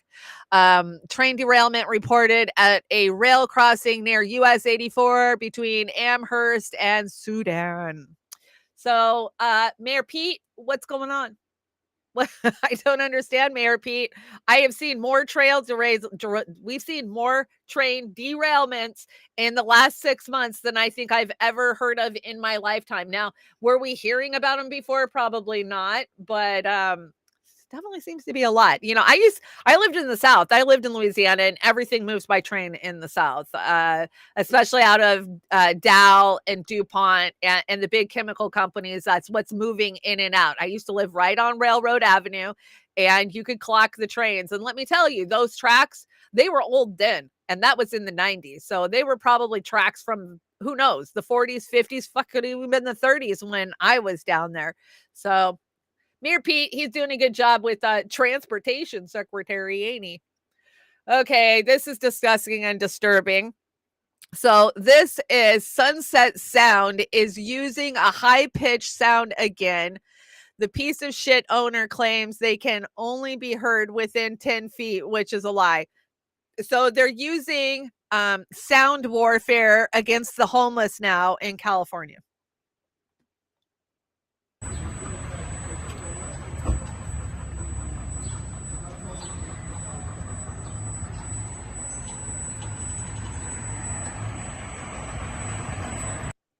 So how do you keep the homeless off of your sidewalk? Well, you put a high-pitched freaking sound cannon up there, and yeah, they won't come around at all. This is freaking just, it's so inhumane. It's so wrong. I mean, I understand them wanting to not have homeless piled up in front of their business, but maybe you should go talk to your politicians about that, not weaponize sound against everyday people. What about your shoppers or your customers? They got to listen to that shit too. This doesn't make sense, and it's so gross. Trump did deregulate the railroads, but was the regulation all that great? That's why I say I don't feel bad for Trump. I don't feel bad for Trump. He put himself in this situation. He didn't do shit except for tear our country apart more. And yeah, he's got to deal with the Dems because he didn't deal with them. That's what I see. Oh, I love that meme. Let's go back. I want to see that meme. I love this. Did you ever notice Beavis and Butthead, Gavin? He does look just like him. Who is that? Beavis or Butthead? That's Beavis, right? I think that's Beavis. I don't know. I don't remember anymore. What is this? So American starter home style evolution, 1970s, 1990s, 2010s, 2030s. All you're going to have is a backpack and a machete. Sounds about right. School meals in Rome, Italy. 96% of Rome's school meals are made from scratch and 70% of the ingredients are organic. Much of the produce is local or regional, and menu reflects the seasonability of crops grown in the region. It serves 150,000 meals daily to 740 schools. Wow. I wish we could get our shit together like that and actually feed our kids healthy meals. But no, our kids eat high processed, high fructose, high, GMO'd, high pesticide foods. And then we wonder why everybody's so unhealthy. I'm not sure what this is, but it says Pfizer. Let's see what Pfizer's up to.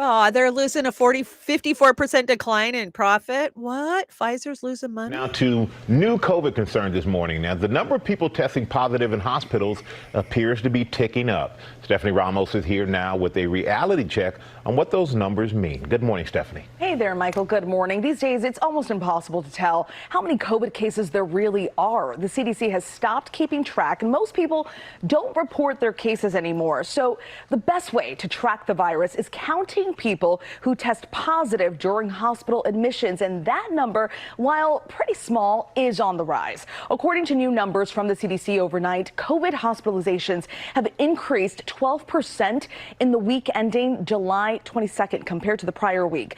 But to put that into perspective, hospitalizations still remain at record lows. There were a little more than 8,000 weekly hospitalizations, and for comparison, peak Omicron was more than 150,000.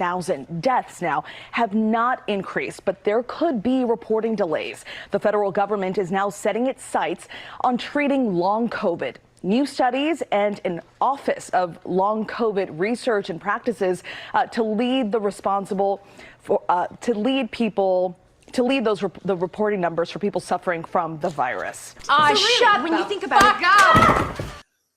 I don't know who did that, but it was funny. So there you have it. The same day that Pfizer reports a 54% drop in their profits, all of a sudden, all of the mainstream parroted media is out there saying, guess what, guys? It's not gone. And since we're not tracking it anymore, we're going to track it this way because this way will work better for us.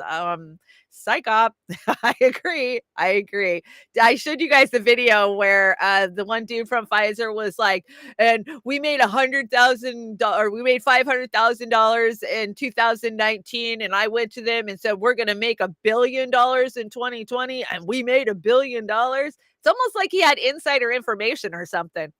I don't know. I'm just a conspiracy theorist. What can I say? So let's talk about aliens. So, hi. I exist. Are you surprised? Hey, I would be, but what? Well, you're probably just a government psych op, Project Blue Beam distraction. And you know, I did spend some time watching those hearings, and we learned nothing new from those hearings at all. Other than there is no oversight for the money that these offsite agencies are getting for this. That's the only thing I learned. I mean, everything else we've learned from the History Channel, or we learned from Gaia, or, all these other channels that have done in-depth reporting on UFOs for years. We knew they had biologicals. We knew they had recovered wrecks. We knew that they had technology that they were reverse engineering. We knew all this. What did we learn from these hearings? Nothing, but it got the everyday Americans' interest a little piqued, right? So now they're a little scared that alien might pop up at any time. A lot more people are looking up in the sky. And really, honestly, everything they said that they were seeing, they never discounted once that it could be our technology and us testing it. So yeah, I'm not buying it. When you can prove to me it's off-world, then I'll buy it. But until then, I ain't buying it. I'm not. I absolutely believe that there is other entities in whatever you want to call it. I don't just think it's the universe. I think these might be interdimensional beings, right? Some say Truman's had to deal with them since, for a long time. So who knows? They say like the cattle mutilations and stuff like that. I've heard that that's actually the U.S. government doing that shit so they could perpetuate the UFO scare and story, keep it going. I don't know. I never put anything past our government that they would actually do that. But the thought of that, going out there and mutilating cows and abducting people and putting chips in them, seems like a lot of work for our government. I don't know. Do you guys see this crazy story? So this bear in China. So China Zoo denies allegations that star attraction is a man in a bear costume. And I was like, when I saw this, I was like, what? No way. I got to find this video. And I did find the video. So people pointed out that the bear's human-like movement while standing and waving, and also what appears to be pant-like folds around his rear end when standing. Okay, let's check the video out. You guys tell me, is this a man or is this a bear? And the video that was out there, the video that came with the article, they cut the end off. And I think that you got to watch it all the way to the end to get a good opinion of what you're seeing. Oh, come on. Apparently it doesn't want to play.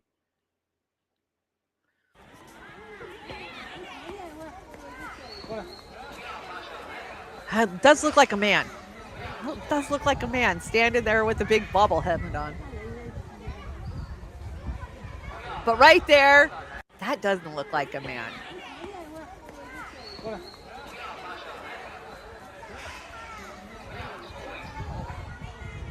Definitely not Cocaine Bear. He's moving too slow. What do you guys think? Animal or human? I don't know. I don't know. Would I put it past a zoo in China to make a man wear a costume and act like a bear? Fuck no. But yeah, I don't know. It kind of looked like a bear at the end. And then if that's the case, maybe the bear's just really skinny and that zoo needs to start feeding him. I don't know. Did aliens affect Wall Street? Then it's not real to the right people. Great point, Gregory. Great point. Jilly sent me this one. Did you see this? So this is a Costa Express. They're a coffee company, and it's owned by this Dr. Webley. Anyway, so apparently yesterday they changed their logo and to represent trans removal of breasts is the only way I can describe it. And I know where I'm going to be shopping for my morning cup of coffee tomorrow. Everyone's shouting hashtag boycott Costa Coffee because it promotes the mutilation of teenage girls, has completely missed the point. Top surgery is completely routine and a normal procedure that helps reduce gender dysphoria in trans men. A debilitating mental health issue that sadly takes so many lives every year. Top surgery doesn't mean harming people. It saves lives. Good on Costa Coffee for being on the right side of history. Did they really have to change their logo to this? That's what gets me. Like, okay, for one, you're pushing it for children under 18. You can't get a goddamn tattoo. You should not be able to surgically augment yourself. That's the way it's always been.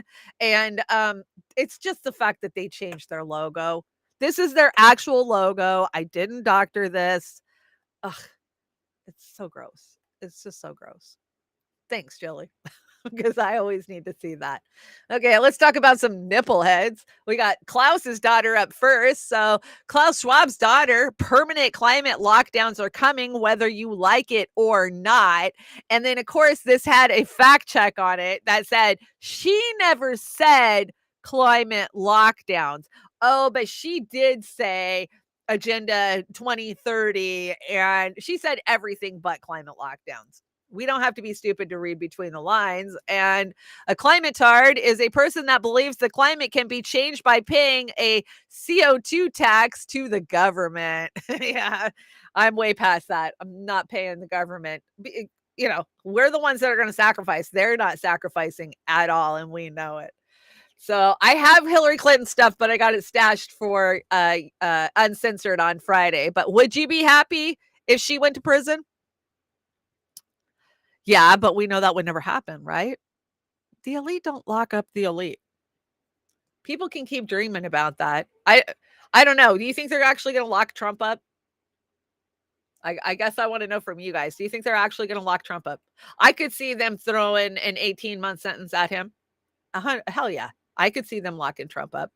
And they know the problems it's going to cause because they're out there already trying to combat the rise of the mega people, right? Oh, we got to have extra security out here, and they have extra security whenever the prosecutors are out there giving a speech because the MAGA people have lost their fucking minds, you know? Yeah. Hey there. Hey, V. Welcome. This one. Let's see. I'm not a pedophile. Everyone is anti-Semitic and out to destroy me. Oh, Alan Dershowitz. That's not true. That's not true at all. Nobody wants to destroy you. You destroyed yourself. That guy is just revolting. I just saw that meme and thought it was funny. Okay, let's talk about Ashley Biden's diary. So yesterday, Project Veritas minus James O'Keefe, because now, you know, they parted ways, but this happened during James O'Keefe's time there. So remember the whole Ashley Babbitt thing when they kicked in James O'Keefe's front door and arrested him because he had Ashley Babbitt's diary? Well, this was a conversation that happened before his house got stormed and the FBI raided him and said they stole a diary. Ashley Biden knew damn well that they had it, that it was hers and that it was real. And she admits it all right here. At this point, and I don't mean to, I don't want to have to get Secret Service involved in this, right? Because it's a whole process. Mm-hmm. But, you know, I am Ashley Biden. It is my stuff. So if you could just give all of that over, I would really appreciate it. I know you sent a picture to my husband with a camera and a few other things that are mine as well. So that would be really great. Where is a good place for him to meet you? he was like, I'm not going to meet you. I'm not turning this over. I just want you to confirm it's real. And she did confirm it's real. We knew it was real, right? But yet, just like the Hunter laptop, we were told, oh no, that's not real. That's Russian disinformation. They planted that diary that said creepy shit about Joe taking showers with her when she was 13 years old. What? Yeah, that's what's in that diary. Plus a bunch of other shit, I'm sure. So gross. This is my message to you. If it wasn't for strangers on the internet, I would have lost my faith in humanity by now. And that is so true. So true. You guys keep me from losing my shit daily. And thank you. Thank you. You know, I see so many people that understand what's truly going on in the world, are supportive of each other, that understand mutual aid and how in the future, mutual aid's how we're going to be taking care of each other, especially when CBDCs roll out on us. So thank you for restoring my humanity, my sense of humanity. Interviewer, so why'd you leave your last job? Me. They had me fucked up. Yeah, that's so true. They had me fucked up. I thinking I'm going to do that for them, right? I think we're getting close to the end now that we're hitting memes. Let's see. Oh, this is your gardening meme for the day. Me trying to figure out how to fit more plants in my backyard. Actually, today it's how to fit more plants in my house. So I've decided I'm ripping my whole living room out and I'm turning my whole living room into a sweet pepper grow up. I'm going to call them, what should I call them? Shan sweet peppers. I don't know. But Snorky Y2K has been hooking me up with some growing stuff and some seeds. And yeah, once I'm done with my outdoor growing, I'm going to get the indoor grow up set up. I just have so much outside that I'm dealing with that I just don't have time to get indoor growing right now. I look at my houseplants and I go, I'm sorry. I know I'm neglecting you while I'm out babying all the plants in the yard, but that's just the way it is. Let's see. And Assange. If they extradite Assange, there will never be peace. No, there won't be. So free Assange, and you can still write Assange since we still know where he's at this moment. And but I'm very, very, very concerned and worried that he's going to be on American soil sooner than we think. Oh, that eye always looks like an owl. I'm on the Trailer Park Pundit. It's that font. Whenever I use that font, it turns the eye to what looks like an owl. So, okay, guys, I think we are done for the day. We made it through. I made it through another one. I did it. Let's shout out the chats real fast before we get out of here. Gregory Walker, thanks for joining us. Jim, you made it in. Who else is in here? Ronnie Graham, thank you so much. And Death to Tyrants, good to see you. Mindfulness, welcome. I think it's the first time I've seen you in the chat. So welcome to the trailer park. Who else is hanging out in here? I know Kate was hanging in there. Kate, I hope your appointment's going well. We had Amber King hanging out too. Make sure I don't miss anybody on the Rokfins. We love our Rokfinners. So this Friday, I will be doing an Uncensored in the morning. So it'll just be on Rokfin and Rumble, Uncensored, and I've got some good stuff.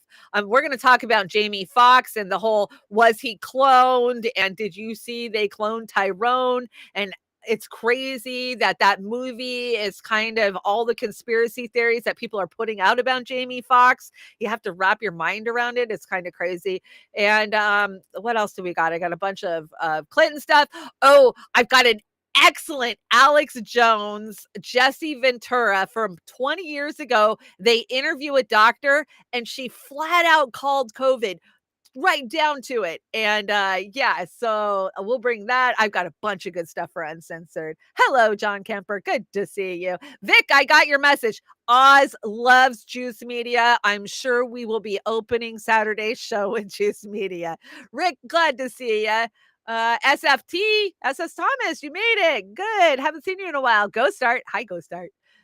Gamer for Life is in the house. Of course, Jillian. Jax keeps slaying it with those amazing tweets or X's. What are they called now? They're called posts, right? They're not even called tweets anymore. Hi, Kim. Anthony's in the house. Popeye the Sailor. I see Dingo was hanging out over on Kick. What's up, Dingo? Catalytic Centaur. Hi. Peace, Dove. Did I get Barbara? I get Barbara again. Dr. Nick Rivera's in the house too. I feel bad if I left you out. I hope I didn't leave you out. It seems like, hey, V's here. Hi, V. I know we got a couple of Anthony's, so it's hard to tell. Oh, I see one.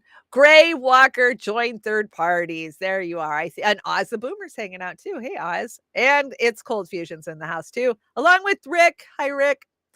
And I think I got everybody today. I appreciate you guys hanging out. This right here behind me is one of my favorite, most beautiful beaches to go to where I live. This is Freshwater Bay.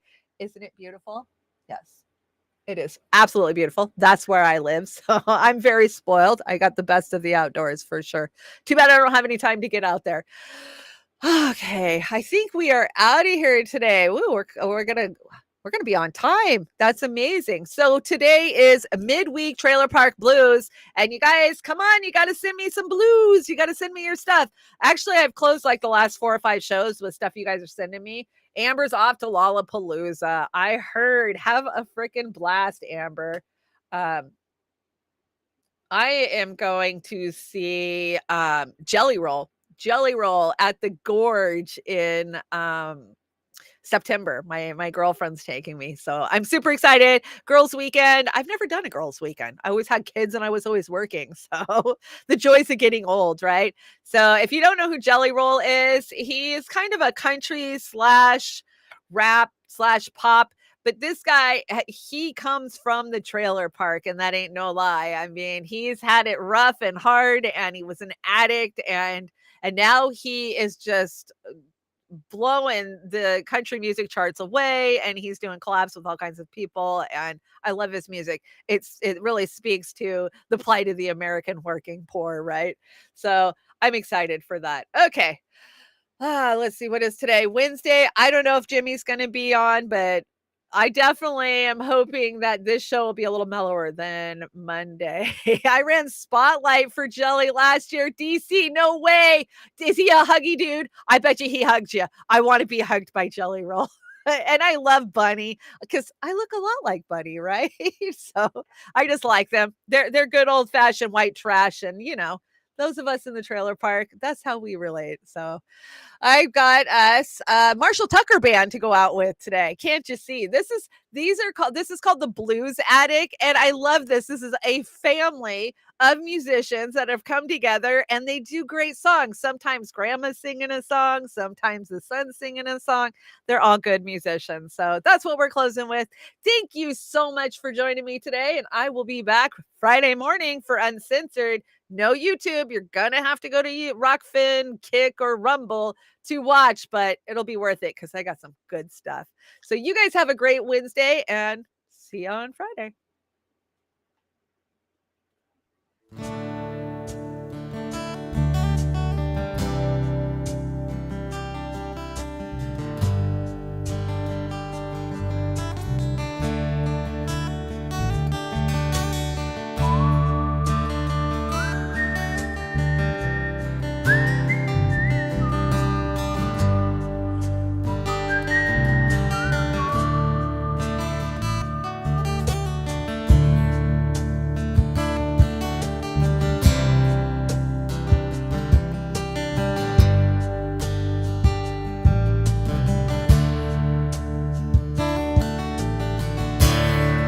Take a freight train down at the station. Don't care where it goes. Gonna climb a mountain, highest mountain low. Jump off, nobody gonna know. So can't you see? Can't you see? What did a woman know she been doing to me? Can't you see? Whoa, can't you see? What did a woman know she been doing to me? Gonna find me now, a hole in the wall. Gonna crawl inside and die. 'Cause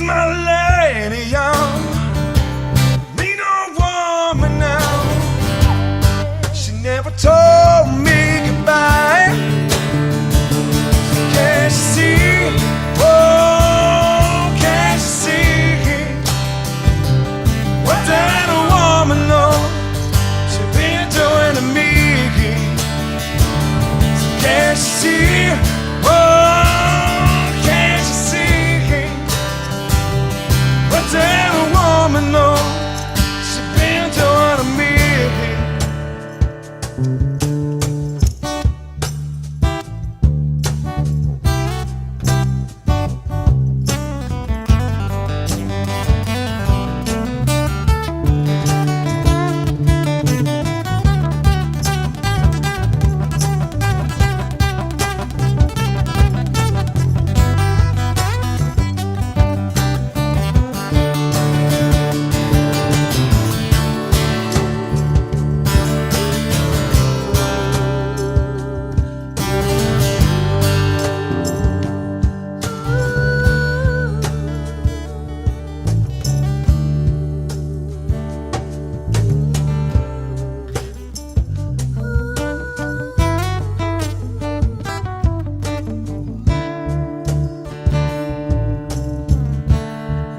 Buy a ticket now, as far as I can, and I'm never looking back.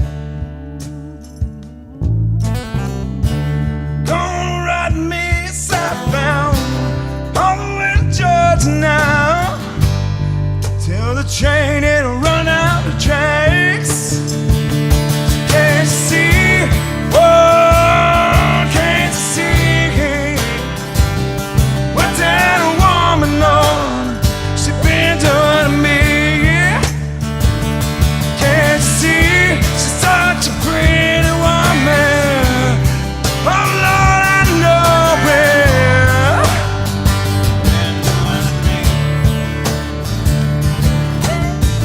They're gonna ride us southbound, oh, and to Georgia now. I ain't never looking back, no. Say, can't you see it? Ooh, can't you see it?